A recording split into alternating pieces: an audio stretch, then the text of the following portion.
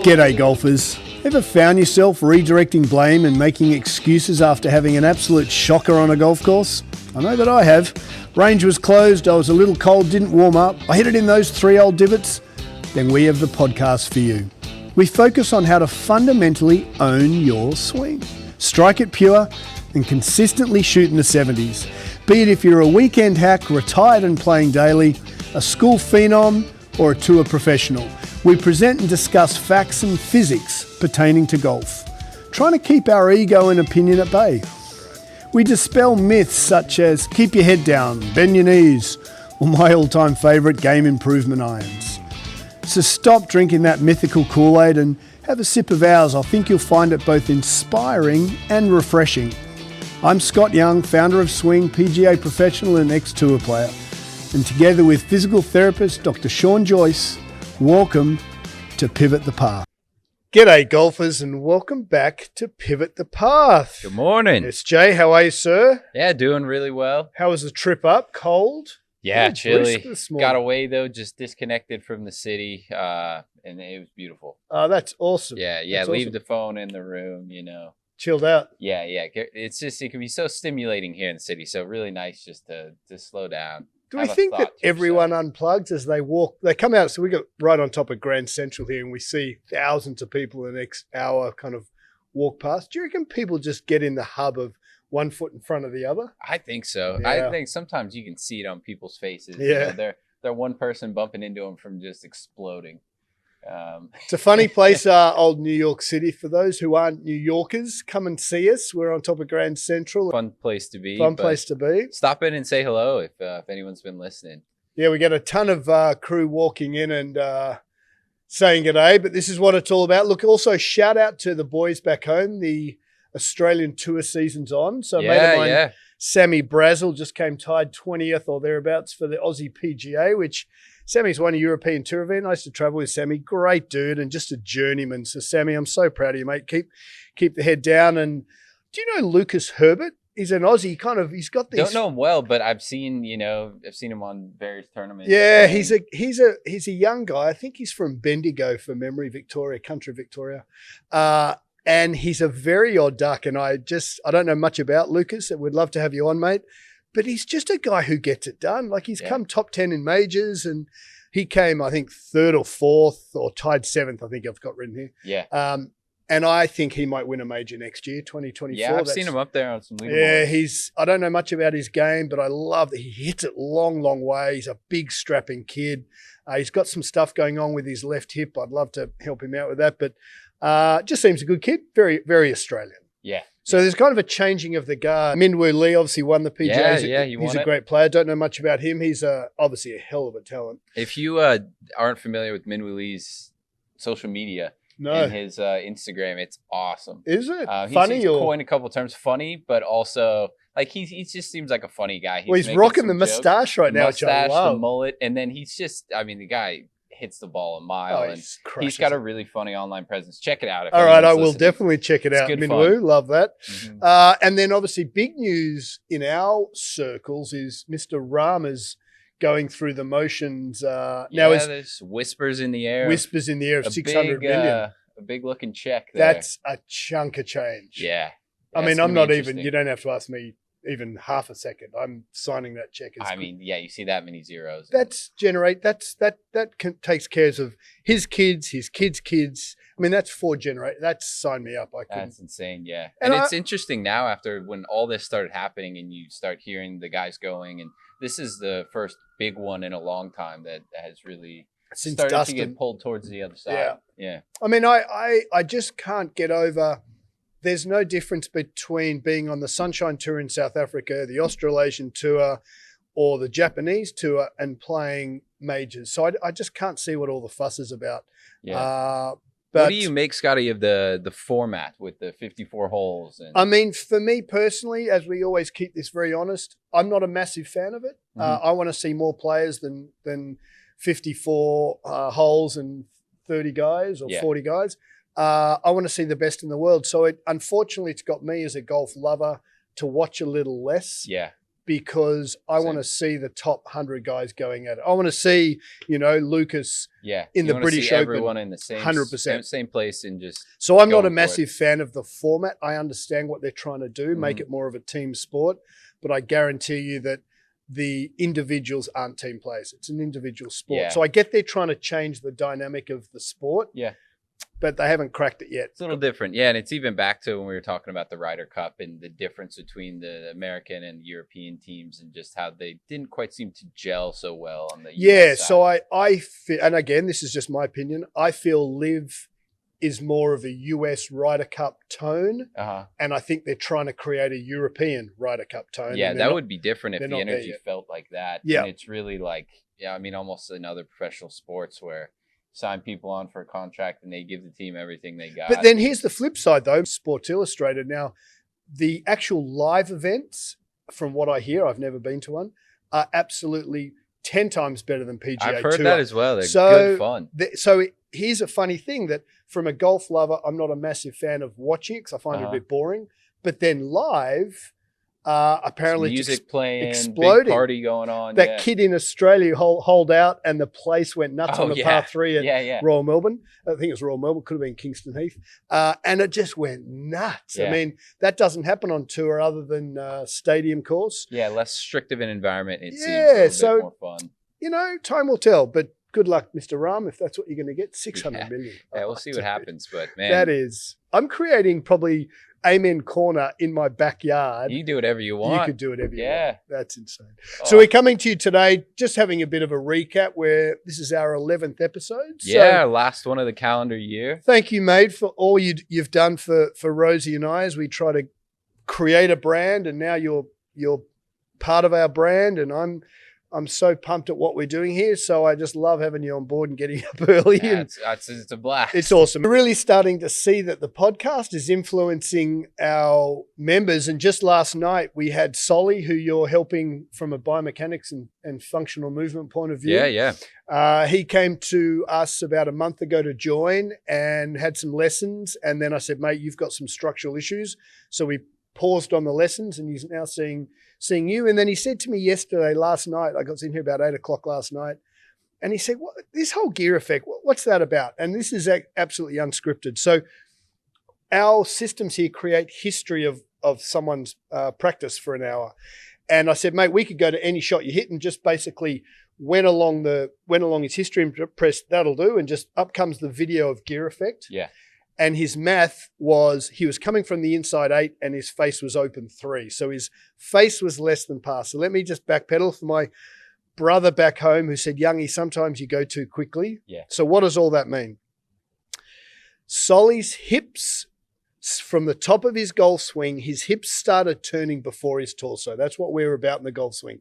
What's the number one aim of our podcast, of swing, of playing good golf, is that your hips from the top of your golf swing, your hips lead your torso into rotation, into impact. And that allows the arms to trail and come what we call from the inside. So Solly had his math of coming from the inside 8 degrees. Mm-hmm. So his hips led his torso and his face was 2. And I said, what does that ball fly? And he goes, it should be dead straight. I said, but where did that ball go? And he goes, it must have hooked.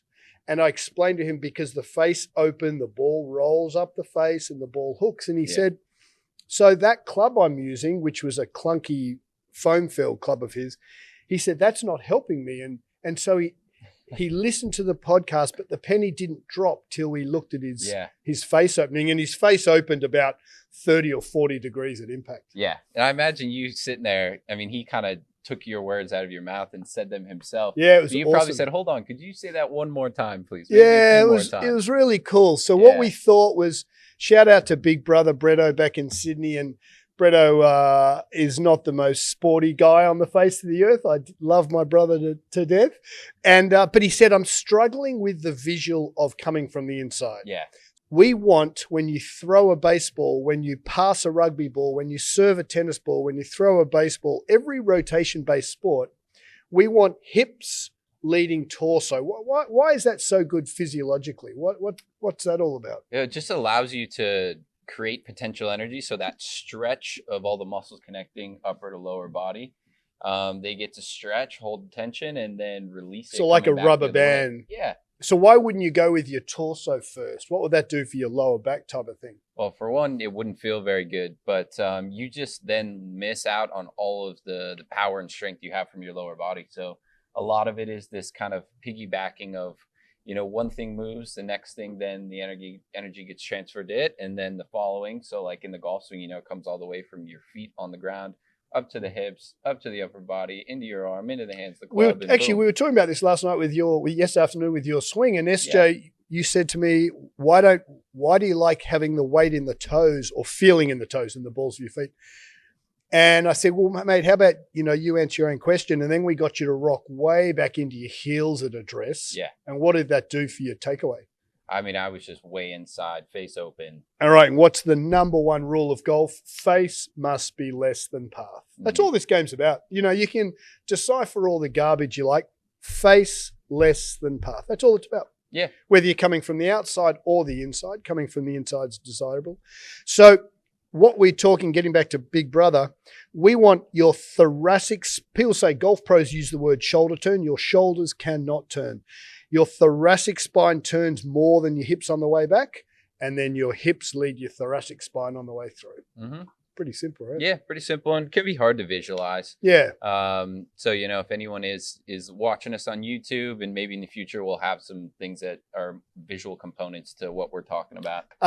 And then, so what else are we going to talk about? We mentioned quite a few new components the last couple of episodes. So in all these episodes, and our goal is this has been designed a little bit around the New York City urban golfer. So we want to keep it kind of short and sweet on their commute getting in here. But there's a lot of things, we've scratched the surface on and want to dive a little deeper into, and things we've mentioned. Yeah, we want this to be the full experience. Exactly, so golf is an experience. So what Sean and I do, and we write this, a couple of days before, and talk about what does the experience look like, and that's what we want swing to be, whether it's clubs or movement or golf or the heated vest. Which, mate, did you wear your heated vest this morning? I didn't. It was cold enough to wear your heated vest. I wish I would have. I have my big puffy jacket on. Oh, you puff daddied it up. Yeah, nice.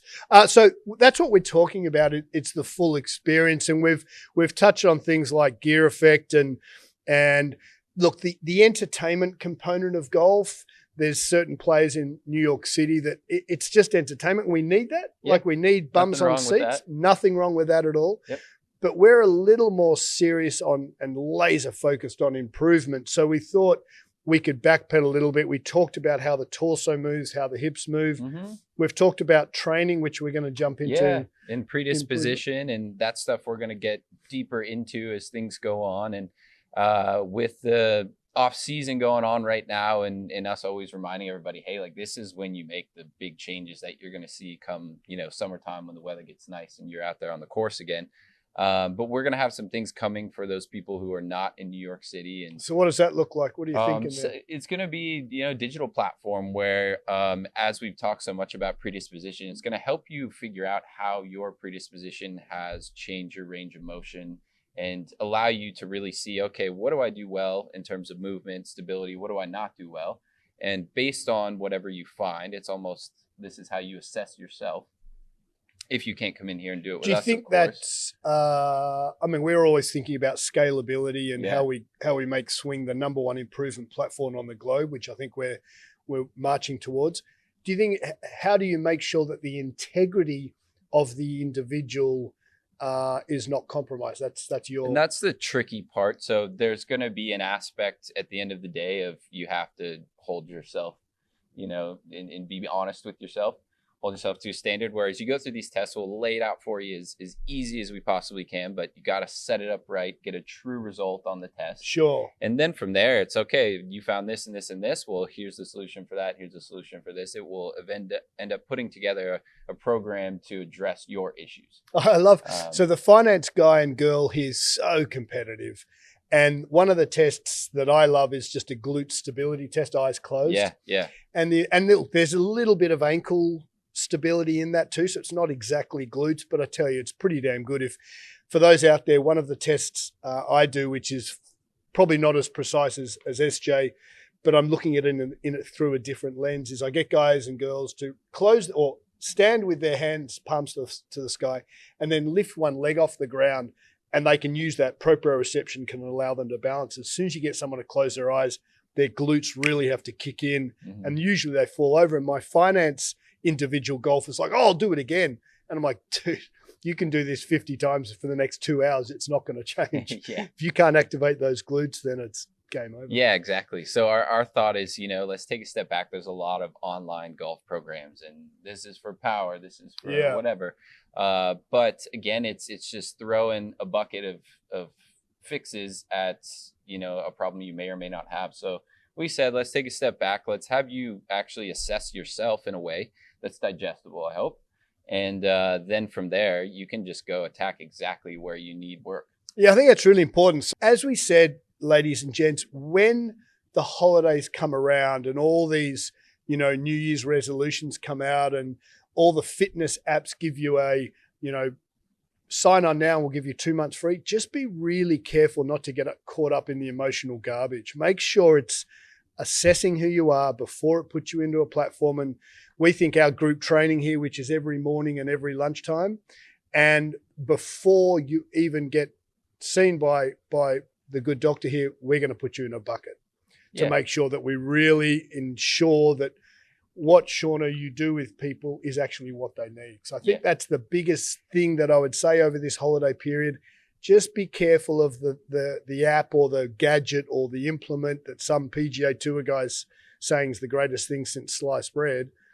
If they don't put you into a bucket and assess you, it's largely going to be a cupboard holder. Yeah, definitely. And in the city here, this really is exaggerated, but everyone's so busy and running around doing things. We talk a lot about making your golf practice and also what you do in the gym efficient. So you should be spending your time doing the things that you need for your body, for your game, as opposed to, maybe I did 10 things, I'm in there working hard, but one of them helped you or two of those things, you should just know, okay, I've got to work on this and then just attack it. We've got Olympic athletes who are members, and one such proud guy is just a sweetheart of a guy. He's gone through a lot in the last couple of years, and he represented the US in an Olympic sport. He's an amazing athlete, and he's having some issues, isn't he, with his body and what he likes to do and how he feels good following exercise is I think a great litmus test. You said to me this yesterday, you said, I've got another client who's massive, who does the wrong workouts. And you said you should never feel bad after an exercise. And I think that's so important. Yeah. And there's some gray area there because soreness and a little discomfort in some where instances. You tear a muscle and it's rebuilding, it's important. Yeah. Like there's good and bad kind of soreness and discomfort. But usually, there's a threshold where that just becomes sharp pain and it's not something you want to be pushing through. In some cases, you've got to work through a little bit of discomfort, but you should feel like whatever you're doing is helping you feel better. And I know the big thing we always get in here is this lower back pain, and people are doing something like, my back's just getting tighter and tighter, it's hurting worse. You need to stop, reassess, reset, or do something differently in that case. We had a chap in yesterday I've been teaching for about 10, 12 years. Again, good guy. And this guy's huge. He's probably benching 350. He's probably squatting like a freak because he's got lumbar lordosis. So the bottom of his spine has a big curve. So if he's trying to do a deadlift, that's lovely. But when you've got this big arch in your lumbar spine, rotation is pretty difficult. And he came in yesterday outside 8 degrees. And then within about 10 minutes, I've been teaching this kid for about a decade. We got him inside 5, face 3. He was off hitting high bomb draws. And Sean walked in. And he was like, all right, well, do another lesson next week. And I'm like, no, mate, pump the brakes, go see Sean for a couple of weeks. And so his future has to be in movement. I mean, he's massive up here. He's bench pressing a small car, but he can't turn. Learn how to put that strength to use. But if you think of how he's training it, we actually don't know. So making some assumptions here, but he's lifting heavy weights. So usually it's going to be classic, lifts where he's working in one plane of motion, front to back presses, pulls, squats, deadlifts, that sort of stuff. Not a single one of those has any rotation going on. So when he comes in here and then all you're doing is rotating. That's not a movement he's really primed or, really grooved. So we got it. I put a lacrosse ball on his right glute medius. I bet he loved that. And this big, strong guy, Jordan, was like, he was literally crying. It was awesome. And we started rolling him and he's like, that'll do. I said, no, dude, you don't get off that easy. If you do the crime, you got to do the time. You got to, exactly. So we're gonna explain. So as we've launched the podcast, just to bring it back here, we're going to explain in detail what that looks like, how to assess. Going to dive into that, I want to talk a little bit more about the predisposition stuff, but in terms of, we talked a lot about the golf gear too, and there'll be more talks about, of course, moving forward. But another thing I want to touch on is the footwear for golf. Footwear's huge. Yeah. And really, if you think about it, the only thing in contact with the ground, which is how we generate our force, is your feet. And so I think a very overlooked piece of what's going on in the golf game. And, nowadays we have some cool technology that gives you info about ground force reaction and how you're generating that power from the ground upwards. But everyone's feet and their footwear needs to be considered. So people just walk into a golf shoe, they're on their phone. What does John Rahm use? And I think that's not good enough with shoes, right? Or just, in footwear in general, even outside of golf, it's aesthetics. Mostly people just say, oh, I like how this looks. I want to look cool. So I walk around the city all day, and the running shoes always get me, certain ones where, like you said, that heel lift is huge. Yeah, huge. And people are stuck on their tippy toes, their lower backs arched to the end of days. And oftentimes, the foot and what's going on there hasn't been a consideration in maybe the rest of their body, but that's their only contact point. Min Woo, I bet you he's got a cool pair of shoes. Yeah. Oh, yeah. He's got some drip going on. Some drip. I like that. And we're going to do a lot more pre-shot routine work. Yeah, pre-shot routine's a big thing to go over. Yeah, it's a big thing. Yep. And then we had talked yesterday about, we talked about the wedges and the clubs and stuff, but we want to talk about short game. And haven't even touched short game yet. Your perception and line of sight and all of that. So much to do. And we're going to, remember we talked a couple of episodes about you on that par 3, whatever it was, 14 at Sleepy. Yeah. Which was, and other holes that you played. We should try and work out how to online teach people how to align or even assess, put them in the bucket of online. Get an idea. Probably, and there's so many people that end up, their alignment and setup is off, and so it's really hard to swing on the ball. So it may not actually be as technical, their swing of an issue they may be having. It could just be their setting eyes upright. So you got to figure out why you do that in your perception, and then. And one of our listeners emailed in and said, Youngie, you don't really talk about what your method is and for teaching. And I teach 6-7 hours a day. I actually don't teach a method. I just teach mathematics on how we get to the end goal. And I think that's where we do differ a little bit. And there's lots of great golf pros who have a method, but I think that's fundamentally flawed, because at the end of the day, I reverse engineer teaching. I'm like, well, what math do I need this player to hit inside face less than path or outside face less than path? And how do I then work backwards to get them to hit that? So we were working, SJ was working on the 9-shot drill yesterday, and we talked about hitting that low stinger. Yep. And that ball position is so important, right? So what did we talk yesterday about? Actually, let's talk that low stinger and then the high shot. Yeah. So what do we do? What did we get you to do to hit that low shot there? So the low shot was just moving the ball way back almost onto the right foot. Which affects immediately what there? Well, where the face will be relative to the path. And then, so you got to toe that blade in just a little bit. Yeah, so for the draw, especially low draw, you got to toe in a little bit. Yeah. And then for the high shot, which it just works perfectly. It's so easy. But rather than you saying anything about the club, this and that, it's just really getting that posterior tilt of the pelvis as you come through impact. And if you sit here and hit those 2 shots back to back, they feel like a world of a difference. But also the ball flight. You just see with that posterior tilt, ball goes flying up in the air. The posterior tilt, which is something that every golfer should understand. When your chin finishes ahead of your belt buckle, your pelvis is in anterior tilt, really bad on your lower back, puts so much pressure on your arms and shoulders. So we got Sean posteriorly tilting through impact, best 2 in the business that I've ever seen. Tiger, obviously, I've seen live, but I never saw Mr. Hogan. Would love to have seen Ben Hogan hit a golf ball, but Hogan and Tiger were the best posterior tilters in the business, or Tiger still playing. And so we got your launch angle. Yeah. From that low stinger, I think that 8-iron was coming out, from memory, it was like 19 degrees. Yeah. And then the same golf club, we got you to posterior tilt, and it came out at like 38, 40 degrees. Yeah. Astronomical difference. Yeah. So for all those out there, if you don't know what a posterior tilt is, send us a message. We'll dive into it in the new year. I think we're going to do some video on movement somehow here.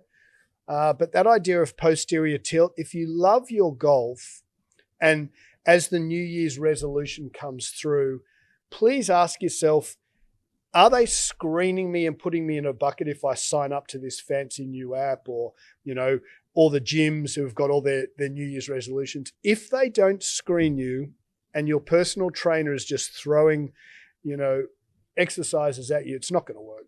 Yeah. And is that specifically for golf? If you are not talking about or measuring internal, external rotation and posterior tilt, you're not going to get better. I think I'd be confident to have that as a blanket statement. Yeah, it's just something that's got to be addressed. But for people that, you know, are listening to this and it's hard to visualize what's going on, it's really something you have to feel. Yeah. And once you start realizing how many options you have with what your hips and your pelvis can do, you realize how much more control you have, especially when it comes to golf. You train the right motions, and you don't have to think about it when you're playing. That stuff just shows up. Yeah. So getting back to Big Brother, who will go, what is a posterior tilt, Youngie? What tangent have you gone on now?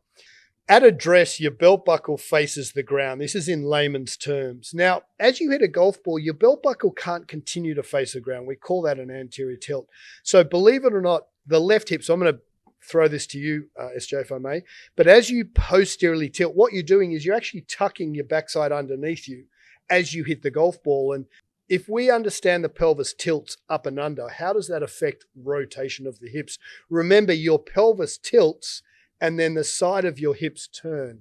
So why is that so important, SJ, in layman's terms? Well, for Big Brother, this is my Big Brother, just dumb this down. Yeah. So, and it's just as your hips change position, so the pelvis is moving on top of your femurs. Okay. It's going to bias towards internal, external rotation.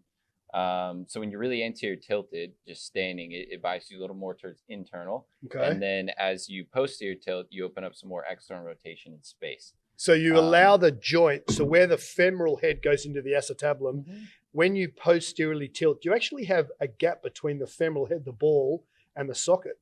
Well, it just sits the bones different relative to each other. So interesting. You have access to different ranges of motion as your pelvis changes position. And as you're golfing, you know, you're changing position the entire time. So you can't just stay static with one piece of your body and the rest move around it. It's all got to move together. And, you know, your right and your left hip also have differences in how they move. They're connected, but also they move separately. So in the golf swing, most of the time, they're doing opposites. Same thing with the arms and shoulders. A lot of times is right and left side of your body are doing different things. And this is where it gets more complicated. But, you know, a lot of people, I think, get fixed on just their pelvis is one thing and it needs to all move together as one. And they're actually doing very different things at different times in the golf swing, your right versus your left hip. Yeah, so as you hit a golf ball, your left hip internally rotates, your right hip externally for a right-handed golfer. For those lefties out there, your right hip is internally rotating, your left hip is externally rotating. And when you posteriorly tilt, that's where we want that classic position. So all of you over the holiday break, get yourself on video. If you finish with your, and I'm doing this in the video here for YouTube, if your chin finishes in front of your belt buckle, we call that flexion. That's really bad on your back. Then we know you haven't posteriorly tilted. We want that beautiful position where your butt's underneath you, your chin's behind your belt buckle, and you can hit balls for 4 or 5 hours in finishing up nice and tall. Whereas if you finish in forward flexion, things are going to go awry. And that's from that face-on view. So looking through the golf ball, through the club at the golfer. So if you're setting up at address, just have your camera in line with the golf ball looking at you is what face-on view is. And by all means, send your videos to us. We'll I'd love to take a look at them. And like we said, we have the people in here we can see in person. That's where we have the most impact. But we want to be able to help people that are also listening from afar and offer them some things as well in terms of the digital products. So keep an eye out for more information coming about that stuff in the future. So we're coming up to the end of a year, mate. Thank you most sincerely for joining us. I know it's been a crazy ride thus far. It's been great fun and being in here, and I can see, you know, we're getting across to our members here and starting to make some ripples. 100%. So it's a blast. I'm excited for what's to come. Yeah, and I think we've got, you and we're onto something here. So we'll just keep trying to pick away at all the golfers. And as the New Year's resolutions come thick and fast, what information would you give the golfers out there? I'd just say this is the time to put the work in. So we're going to be talking a lot when the new year rolls around at getting prepared for the golf season to come and the warmer weather, and a bit of a series on leading up to that in ways that we can help guide you. And that's more for the US crew, the Aussie crew, you bastards who get to play 12 months of the year. They're already in it. So, but I mean, there's never really an off season, I find. There's never an off season. So we're going to be the curator for how to actually get better. And please, golfers, just pump the brakes on all those fancy, shiny, New Year's resolution commitments. The swing platform is designed to be efficient and based on physics and physiology. And what's our end goal? Hit it as hard as you can with a face less than par. This time last year, I was in Sydney, and a dear mate of mine who doesn't play a ton of golf, Cookie, shout out the big Cook. He was New South Wales and Australian water polo. Big human being, it's got some speed. Cookie's got some tight hip flexors, let me tell you. Anyway, he said, look, Youngie, I know you didn't bring your clubs, but do you want to go play Royal Sydney? And I actually hadn't played there for years. It was the best experience I think I've had on a golf course, and I don't say that just as a proud Aussie. We got there, there's a cafe, there's an actual restaurant. We then went and played the executive course, which was absolutely magnificent. Couple of drivable par fours. I rented clubs. I brought my golf shoes. So all those who are traveling over the holiday, you don't need to bring your golf clubs. Here's a guy who played on tour. I had a great experience. I just asked the pro. I emailed him beforehand and said, hey, have you got a set of X or S stiff clubs? And he said, look, we can wrangle something up. I think I played with half a set, didn't even need a full set. Yeah. And then after that, we swam in the pool there. It was just amazing. That sounds like a dream. It was awesome. So shout out Cookie. Wish I could join you again. But the point is, if you're traveling over the holidays, you don't need to bring your clubs if it's a pain. If you've got kids like us, we had 4 kids. Rosie'd be like, you're not bringing your golf clubs. As long as you've got a decent set of footwear, I made sure I had a good glove. And the clubs, just if you're renting clubs, guys, just take your foot off the gas of how you're going to play. Just enjoy the experience. Yeah. You might not play your best golf if you're borrowing someone else's golf clubs. But to the point of swing, if you know you're face to path, it doesn't matter. So it's just enjoy the game. This game is just so amazing. Enjoy the process of enjoying a different country or a different golf course or wherever this podcast kind of finds you. Beauty golfers, look, thanks for listening to Pivot the Path. And remember, your on-course enjoyment starts with the work you put into your entire game so you can absolutely own your swing. Keep moving, keep swinging. Yeah, we'll see you at the start of the next year. All right. Happy New Year, mate. And Happy New Year, everybody.